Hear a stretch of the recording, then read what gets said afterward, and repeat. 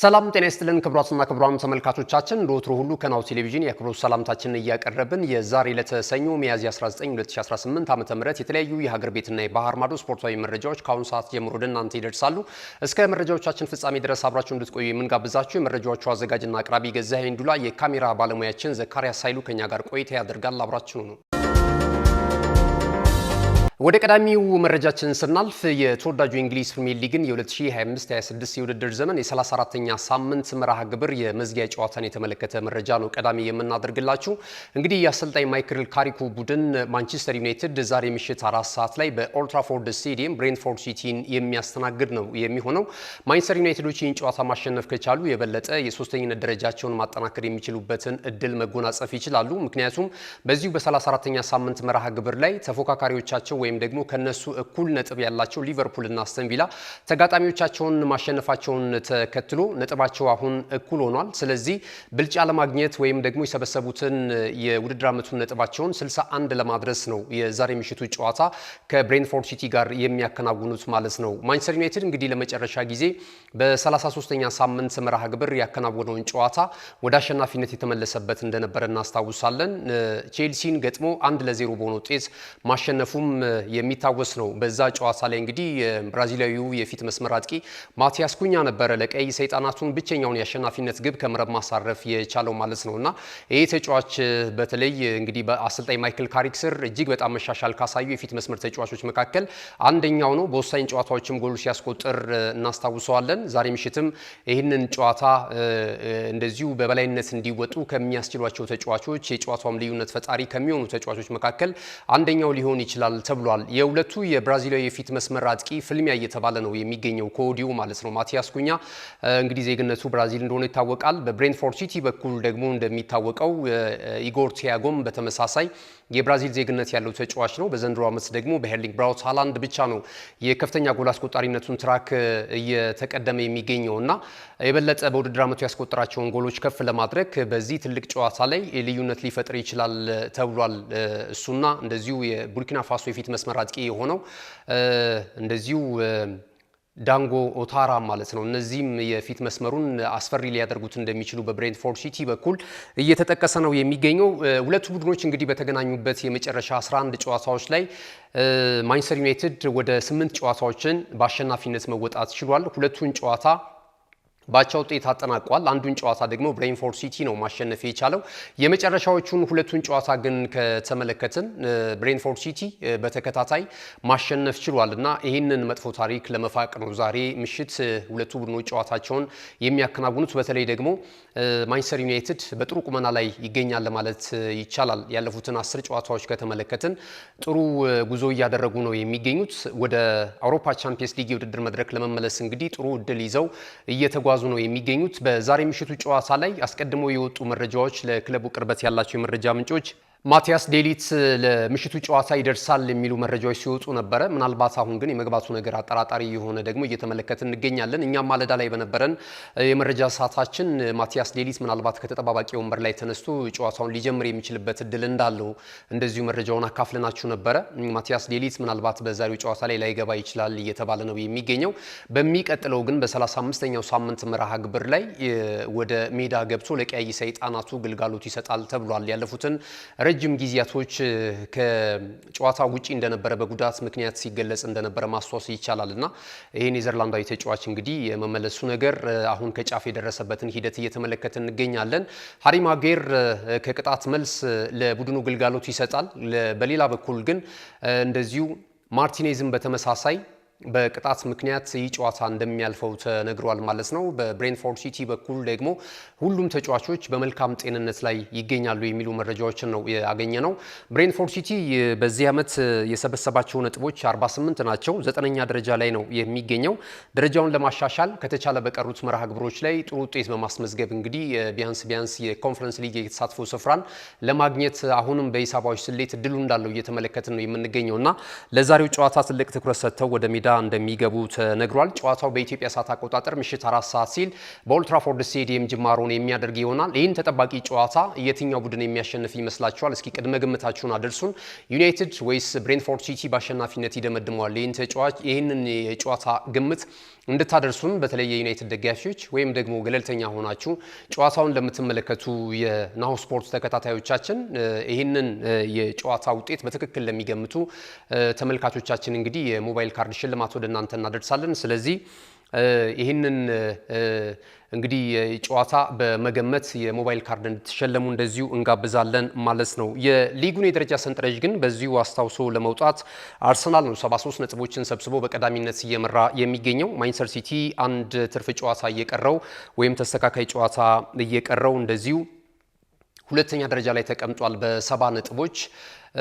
ተመሳሳይ 3 ክለቦች እንደዚሁ ነጥቦችን ይዘዋል። ማንቸስተር ዩናይትድ ከዛ ባለፈ አስተን ቪላ እና ሊቨርፑል 58 ነጥቦች አሏቸው። ከ3ኛ እስከ 5ኛ ደረጃ ያለውን ስፍራ ይዘው እየተመለከትን ነው የምንገኘው። ኤርሊንግ ብራውት ሃላንድ እና ዛሬ ምሽት ጨዋታውን የሚያከናውነው ቡድን ብሬንትፎርድ ሲቲ የፊት መስመር አጥቂ ኢጎር ቲያጎ ደግሞ እንደዚሁ የከፍተኛ ጎል አስቆጣሪነቱን ትራክ በመምራት ላይ ነው የሚገኙት ማለት ነው። ወደ አጫጭር ስፖርታዊ መረጃዎቻችን ከማምራታችን በፊት መልእክቶች ይኖሩናል። እነሱን መረጃዎች ተከታትለን እንመለስ። እነሆ የምስራች! የ10 አየር መንገድ የበረራ ትኬት ለውድ ደንበኞቹ በተቀላጠፈና አስተማማኝ በሆነ መንገድ እያቀረበ ያለው። በዚህም በደንበኞቹ የተመሰገነው ጉዞጎ አሁን ደግሞ ተደራሽነቱን በማስፋት ተጨማሪ ባንኮችን በማካተት ለውድ ደንበኞቹ የበለጠ አስተማማኝ ለመሆን ችሏል። የጉዞጎን አፕሊኬሽን ከአፕ ስቶር ወይም ከፕላይ ስቶር በማውረድ የመነሻና የመድረሻ ከተማዎትን መርጠው ዋጋ አወዳድረው የሀገር ውስጥም ሆነ ዓለም አቀፍ በረራ ማድረግ ካሰቡ የበረራ ትኬቶን ክፍያ በአቅራቢያው በሚገኙ ባንኮች አንድም በአካል በመሄድ ወይም በኦንላይን የክፍያ አማራጮች ክፍያዎትን በመፈጸም የበረራ ትኬቶን በእጅ ያስገቡ። ከዚህም በተጨማሪ እንደ ሁል ጊዜው ወደ ጉዞጎ የጥሪ ማዕከላችን 7473 በመደወል ከሙሉ የበረራ መረጃ ጋር የ24 ሰዓት የትኬት አገልግሎት ማግኘት እንደሚችሉ ስናበስሮ በታላቅ ደስታ ነው። ለበረራዎ ጉዞጎ።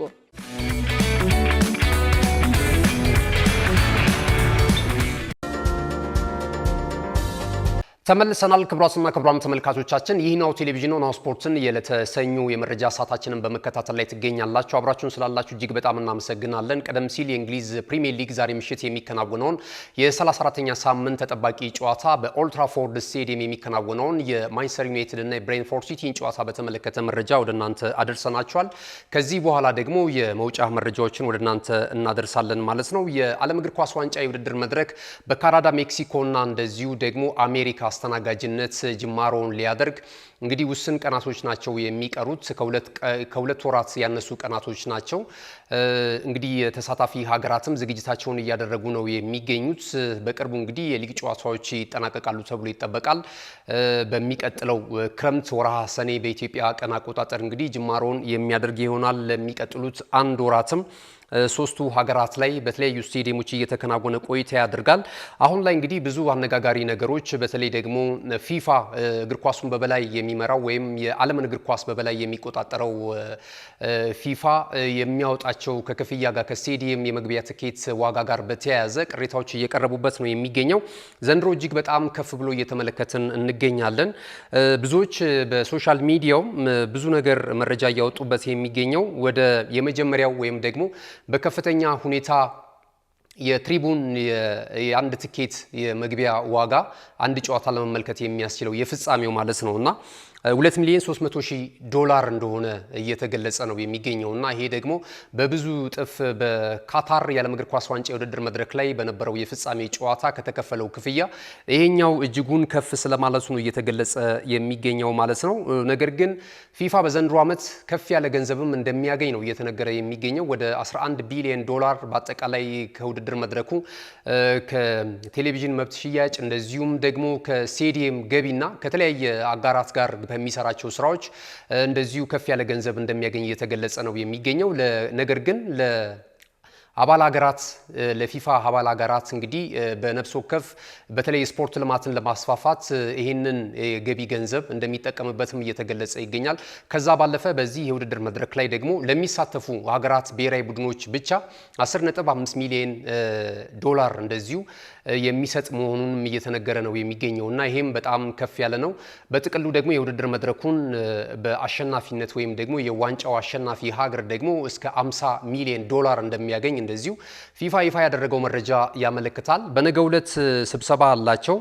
በቫንኩቨር በሚኖረው ስብሰባ ላይ የፊፋ ምክር ቤት ስብሰባ ይከናወናልና የበለጠ እንደውም ፈንድ የተደረገው ወይም ደግሞ በአጠቃላይ ለውድድር መድረኩ የተያዘው በጀት የሽልማት በጀት ከፍ ሊል እንደሚችል ውሳኔ ሊያስተላልፉበት እንደሚችል እየተገለጸ ነው የሚገኘው ማለት ነው። ከዚህም በላይ የሽልማቱ ሁኔታ ከፍ የሚልበት አጋጣሚ ሊኖር እንደሚችል እየተነገረ ነው የሚገኘው ማለት ነውና እንግዲህ ሀገራችን አፍሪካ ወደ 10 ሀገራት ብሔራዊ ቡድኖች ለመጀመሪያ ጊዜ ታሳትፋለች። ከዚህ በፊት በአፍሪካ የውድድር መድረክ ላይ 5 እንደነበሩ እናስታውሳለን። እንዲያውም ሰሚፋይናል ላይ የካታር የዓለም እግር ኳስ ዋንጫ የውድድር መድረክ ላይ እስከ ሰሚፋይናል ድረስ መጓዝ የቻለችው ሰሜን አፍሪካዊቷ ሀገር ሞሮኮ የበለጠ ኮታውን ትጨምሯለች የሚሉ ጉዳዮችም ሲወጡ እንደነበረ እናስታውሳለንና አሁን ዘንድሮ ወደ 48 ሀገራት ተሳታፊ መሆናቸውን ተከትሎ የአፍሪካ የተሳታፊ ሀገራት መጠን እንግዲህ ወደ 10 ከፍ ማለቱን እናስታውሳለን። በፕሌይኦፍ የመጨረሻው ዲአር ኮንጎ እንደዚሁ ጃማይካን አሸንፋ 10ኛ ሀገር ሆና መቀላቀሏ የሚታወስ ነው። 9ኙ በቅድመ ማጣሪያ እንደዚሁ የምድብ ጨዋታቸውን አድርገው ወደ ዓለም ዋንጫ ማለፋቸውንም የምናስታውሰው ነው የሚሆነው። አዳዲስ ሀገራቶችም እንደዚሁ በአፍሪካ በኩልም እንደሌሎቹ ሀገራት ሁሉ የተካተተበትን ሂደት ተመልክተናል። እንግዲህ የ2026 የዓለም እግር ኳስ ዋንጫ የውድድር መድረክ ትልልቅ ተጫዋቾች ምናልባትም የመጨረሻ የዓለም እግር ኳስ ዋንጫ የውድድር መድረክ ተሳትፏቸው ሊሆን ይችላል። እንደነ ክርስቲያኖ ሮናልዶ፣ ሊዮኔል አንድሬስ ሜሲ እንደዚሁም ሉካ ሞድሪጅን የመሳሰሉ ትልልቅ ተጫዋቾች በእድሜ የገፉ ነገር ግን በዓለም እግር ኳስ ላይ ስማቸው በከፍተኛ ሁኔታ አሁን ድረስ የሚጠቀሱ ተጫዋቾች የውድድር ዓመቱ ወይም ደግሞ ይህ የዓለም እግር ኳስ ዋንጫ የውድድር መድረክ የመጨረሻ ተሳትፏቸው ሊሆን የሚችልበት እድል አለ። ከዛ ባለፈ በጉዳት ምክንያትም የማይሰለፉ በጣም ትልልቅ ሲቪ ያላቸው ተጫዋቾችም እንዳሉ እንግዲህ መገንዘብ ይቻላል። ከሰሞኑ የሚወጡ የጉዳት ዜናዎችም ይህንኑ ነው የሚያሳዩት። ከዚህ በኋላ ደግሞ የሊጉ መጠቃለያ ላይ ስላለ በዓለም ወይም ደግሞ በአውሮፓ ካሉ 5ቱ ታላላቅ ሊጎች ላይ እንግዲህ ቡድናቸውን አሸናፊ ለማድረግ በሚያደርጉት ተደጋጋሚ እንቅስቃሴና ጫና ሌሎችም ተጨማሪ ተጫዋቾች በጉዳት ምክንያት ለዓለም እግር ኳስ ዋንጫ የውድድር መድረክ እንደዚሁ ላይደርሱ የሚችሉበት እድል እንዳለ ከዚህ በኋላም ይገመታል ማለት ነው። ይህንን መረጃ እዚህ ላይ ቆም እናድርግና ሌሎች አጫጭር ስፖርታዊ መረጃዎችን ወደ እናንተ እናድርስ። ነገ ምሽት ላይ የታላቁ የአውሮፓ ቻምፒየንስ ሊግ የውድድር መድረክ የግማሽ ፍጻሜ የመጀመሪያ ዙር ጨዋታ መከናወኑ ይጀምራል። ነገና ከነገ በስቲያ ነው የሚደረገው። በተለይ የነገ ምሽት ደግሞ በፒኤስጂ እና በባየር ሙኒክ መካከል የሚደረገው ጨዋታ ይጠበቃል። ከዛ ባለፈ ደግሞ በእንግሊዙ ክለብ አርሰናል እና በስፔኑ ክለብ አትሌቲኮ ማድሪድ የሚደረገው ጨዋታ ረቡዕ ምሽት 4 ሰዓት ላይ በኢትዮጵያ ሰዓት አቆጣጠር ይከናወናል። የአትሌቲኮ ማድሪድንና የአርሰናልን ጨዋታ በመሀል ዳኝነት የሚመሩት ዳኛ ይፋ ተደርጓል። ዳኒ ማኬሌ በይህንን ጨዋታ በመሀል ዳኝነት እንዲመሩት የአውሮፓ እግር ኳስ ማህበር እንደዚሁ ስለመምረጡ እየተገለጸ ነው የሚገኘው።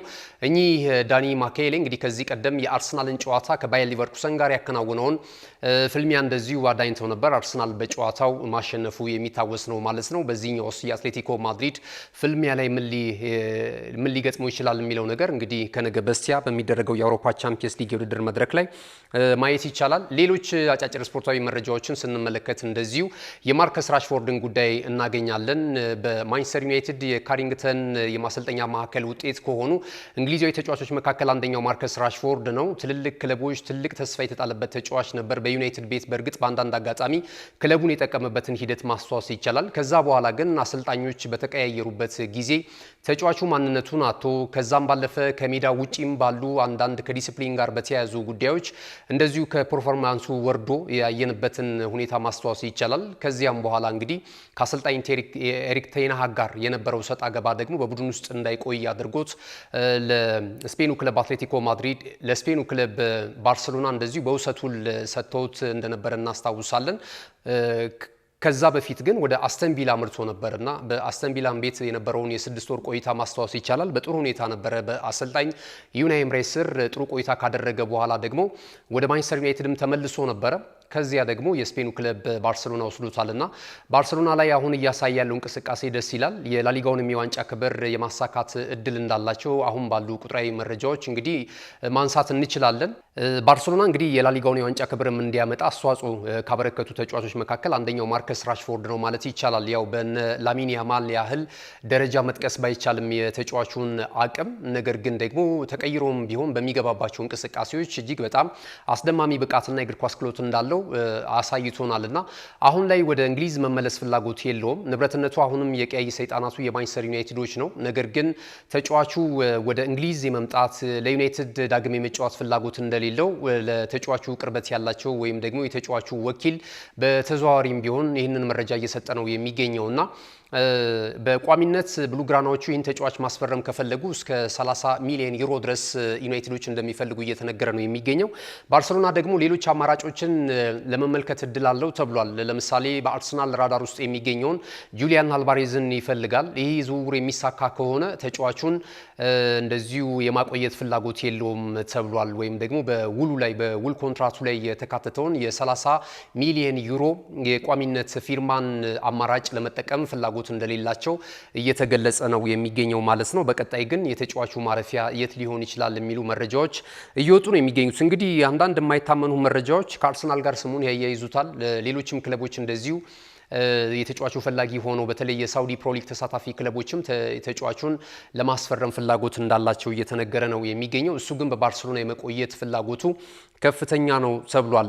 ወደ አርሰናል መረጃ እንለፍ። እንግዲህ አርሰናል በክረምቱ የተጫዋቾች የዝውውር መስኮት ሲከፈት ቅያሪ ሊያደርግባቸው ይችላሉ ተብለው ከሚጠቀሱ የመጫወቻ ስፍራዎች መካከል አንደኛው የግራ ክንፉ ነው። የግራ ክንፍ ላይ እንግዲህ የተለያዩ እጩ ተጫዋቾችን በአርሰናል ራዳር ውስጥ እንዳሉ እንደዚሁም ትልልቅ የመረጃ ምንጮች እየጠቆሙ ነው የሚገኙት። እንደነ ራፋኤል ሊያዩ እንደዚሁም ደግሞ ኪቪቻ ቫራስኬሊያን የመሳሰሉ ከዛም ባለፈ ሌሎችም ተጫዋቾች ስማቸው እየተያያዘ ይገኛልና እነ ገብርኤል ማርቲኔሊና እንደዚሁ ትሮሳርድን የመሳሰሉ ተጫዋቾች እዚህ ቦታ ላይ እንደሚጫወቱ በግራ ክንፍ ይታወቃል። ነገር ግን አሰልጣኝ ሚካኤል አርቴታ ተደጋጋሚ እድል ቢሰጣቸውም ያለፉትን ዓመታቶች በዚህ ዓመት ጨምሮ በዚህ በግራ ክንፍ ላይ የሚፈለገውን አይነት ውጤት እያስመዘገበ እንዳልሆነ እንዲያውም ደጋፊዎች ቅሬታ እንዲያነሱበት እዚህ መስመር ላይ እያደረገ ነው የሚገኘውና በሚቀጥለው አዲሱ የውድድር ዘመን አዲስ የግራ ክንፍ ተጫዋች በአርሰናል ማሊያ ልንመለከት የምንችልበት እድል አለ ተብሏል። የስፖርቲንግ ሊዝበኑን ኡራጋዩን የክንፍ ተጫዋች ማክሲን አራጃውን ለማስፈረም ፍላጎት አላቸው ተብሏል። 26 ዓመቱ ላይ ነው የሚገኘው። ፍጥነቱ፣ የእግር ኳስ ክህሎቱ እጅግ በጣም ድንቅ እንደሆነ ሌሎችም ክለቦች እንደሚመኙት እየተገለጸ ነው የሚገኘው። ነገር ግን የአርሰናል ስፖርቲንግ ዳይሬክተር የሆነው አንድሪያ ቤርሳ ይህንን ጉዳይ በጥብቅ እየተከታተሉት እንዳሉ መረጃዎች እየወጡ ነው የሚገኘው። የክሊያን ምባፔን በተመለከተ እንደዚሁ አንድ መረጃ ወጥቷል። ክሊያን ምባፔ የጉዳት አጋጥሞታል። ስለዚህ እንግዲህ በሚቀጥሉት 2 ሳምንታት ከክለቡ አገልግሎት ላይሰጥ የሚችልበት እድል አለ ተብሏል። ቀጣይ ደግሞ 35ኛ ሳምንት መርሃ ግብር ላይ በላሊጋው እንግዲህ ኤል ክላሲኮ አለ። እዛ ጨዋታ ላይ ድረስ አይድረስ እስካሁን ድረስ የተረጋገጠ ነገር እንደሌለ መረጃዎች እየወጡ ነው የሚገኙት ማለት ነው። ካሽጎ በየትኛውም ዓለም ሆነው በማንኛውም ሰዓት ለወገኑ የሚደርሱበት ፈጣን የገንዘብ መላኪያ ተከፈተሎ። ማስተርና ቪዛ ካርዶን በመጠቀም ከ5 እስከ 20 ዶላር የሚልኩበት አዲስ የገንዘብ መላኪያ መንገድ። ካሽጎን ለየት የሚያደርገው የትኛውም የገንዘብ ዝውውር በፍጥነት አገልግሎት ከመስጠቱም ባሻገር ለማንኛውም አገልግሎት ምንም አይነት ክፍያ አለመጠየቁ ነው። በሀገራችን ታሪክ ገንዘብን ከውጪ ወደ ሀገር ቤት በማስተላለፍ በመተግበሪያ መልክ አገልግሎት መስጠት የጀመረው የመጀመሪያው ሀገር በቀል የገንዘብ መላኪያ ዘዴ ካሽጎ ከ4500 በላይ ባሉ የባንክ ቅርንጫፎች አገልግሎት እየሰጠ ይገኛል። ገንዘቦን በሰኮንዶች ልዩነት ውስጥ ይፈልጉ በአካውንቶ ወይንም በእጆ ቆጥረው የሚወስዱበት ልዩ ዘዴ። በቅርቡ ሁሉንም ኢትዮጵያዊ ባለቤት ለማድረግ ጉዞ የጀመረው ካሽጎ ዛሬውኑ መተግበሪያውን በስልኮ ላይ በመጫን የአገልግሎቱ ተጠቃሚ ሆኑ። ፍጥነት መለያችን፣ ኢትዮጵያን መክፈቻችን፣ ካሽጎ ነው መላኪያችን። ካሽጎ የአዲሱ ትውልድ ብራንድ። ክቡራትና ክቡራን ተመልካቾቻችን እንግዲህ ከሀገር ቤትና ከባህር ማዶ ለዛሬ ያሰናዳናቸው ስፖርታዊ መረጃዎች ይህንን ይመስሉ ነበር። ስለተከታተላችሁን እጅግ በጣም እናመሰግናለን። መረጃዎቹን ወደ እናንተ በማድረስ ገዛኸኝ ዱላ፣ የካሜራ ባለሙያችን ዘካሪያ ሳይሉ ከኛ ጋር ቆይታ አድርጓል። መልካም ጊዜ ይሁንላችሁ።